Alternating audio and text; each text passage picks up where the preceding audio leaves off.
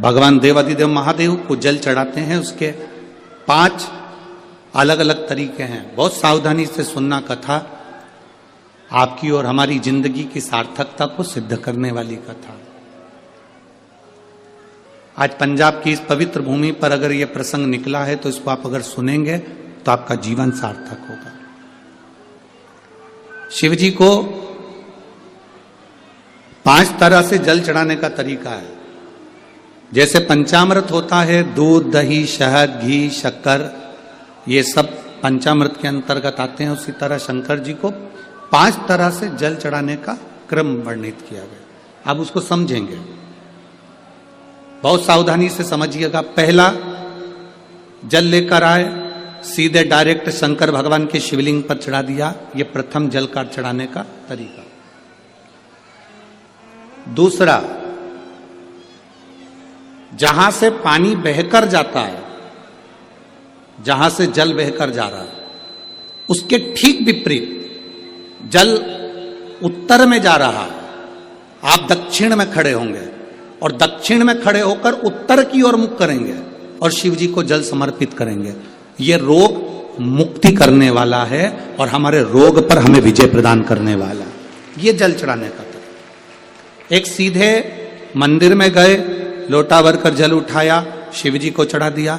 दूसरा, जल जहां से पानी बहता है, शिव जी का चढ़ा हुआ जल जहां से बहकर जाता है, उसके ठीक विपरीत में शिव जी का जल इधर जा रहा है तो तुम यहां खड़े हो, तुम यहां बैठो, यहां मत बैठना, यहां मत बैठना, इधर बैठो। अगर रोग का निवारण है तो यहां बैठकर।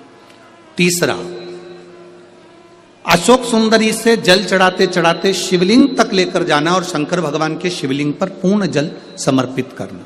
यह तीसरा तरीका। यह कार्य की सिद्धता के लिए।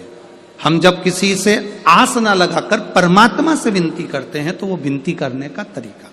तीसरा। चौथा, शिव जी पे चढ़ा हुआ जल 5 जगह पर समर्पित करना। गणेश जी, कार्तिकेय, अशोक सुंदरी, शिवलिंग और जलाधारी। ये चौथा क्रम है। जब जिस नारी का, जैसे एक पत्र है, देखिए,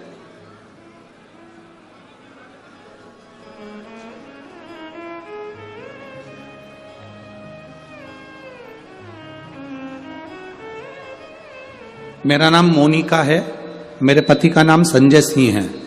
मैं दिल्ली स्वरूप नगर की निवासी हूं। कहीं बैठी हो तो हाथ हिला सकती हैं। अगर कहीं बैठी हो तो हाथ हिला सकती हैं। मेरा नाम मोनिका है, मेरे पति का नाम संजय सिंह है। मैं दिल्ली स्वरूप नगर की निवासी हूं। मेरा फोन नंबर ये है। कहीं बैठी हैं? अच्छा, सीढ़ी पर है। ठीक है, आप हाथ हिला दीजिए। श्री शिवाय नमस्तुभ्यम। ठीक है, कैमरे वालों को दिख गया है ना? ठीक है। भोले बाबा की कृपा का मैं क्या वर्णन करूं गुरुदेव। आप जो जल चढ़ाने का तरीका वर्णित करते हो, अगर उसको नियम से धारण करने वाला व्यक्ति होता है तो बाबा सुनता जरूर है। गुरुदेव, 2013 में मेरी शादी हुई, मुझे संतान का सुख नहीं हुआ। 10 साल हो गए, औलाद नहीं हुई। दिल्ली का एक हॉस्पिटल जिसको हम दिखा सकते थे, अच्छे से अच्छा डॉक्टर जिससे हम जांच करा सकते थे, उसके अनुसार हमारे को संतान का सुख नहीं था। आयुर्वेदिक डॉक्टर, अंग्रेजी दवाई, होम्योपैथिक सब कराई, IVF भी कराया तो भी संतान का सुख नहीं आया। आखिरी में डॉक्टर ने कह दिया, इधर उधर मत भटको, तुम्हें संतान नहीं होगी। जिसने जहां कहा हम वहां पर भी गए, गोदी भरवाई, झोली भरवाई, पर संतान नहीं है। गुरुदेव, मेरे बाबा की कृपा किसको कहते हैं?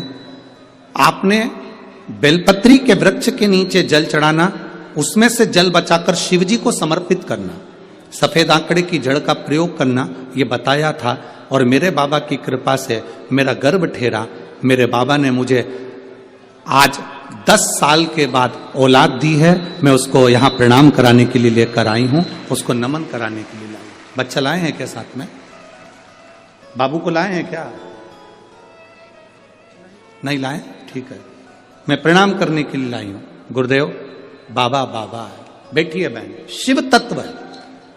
एक जल चढ़ाने का तरीका, शिव जी को हम जो जल चढ़ाते हैं उसका एक तरीका भी हमारी जिंदगी में अगर हमने उसको स्मरण में रख लिया तो हमारी कार्य की सिद्धता को सिद्ध कर देता है, हमें सफलता की ओर लेकर चले जाता है। सीधे जल चढ़ाना, दक्षिण में बैठकर उत्तर की ओर मुख कर कर जल चढ़ाना, अशोक सुंदरी से लेकर शिवलिंग तक जल चढ़ाना, 5 स्थान पर गणेश, कार्तिकेय, अशोक सुंदरी, जलाधारी, शिवलिंग पर जल चढ़ाना 5 स्थान पर, ये चौथे नंबर का। और 5वां जल समर्पित करना,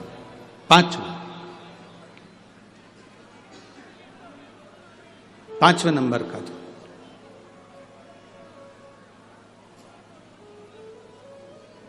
शिव जी को 5वें नंबर का जो जल आता है, जो जलाधारी है, ऊपर जिसमें पानी भरा रहता है और नीचे एक एक बूंद टपकता रहता, जलाधारी में जल समर्पित कर कर उसी जल को बचाकर अशोक सुंदरी वाली जगह पर थोड़ा सा चढ़ाकर उसी में से जल शिवलिंग पर जब हम समर्पित करते हैं तो हम जिस कार्य के लिए जा रहे हैं वो कार्य सफल होता है।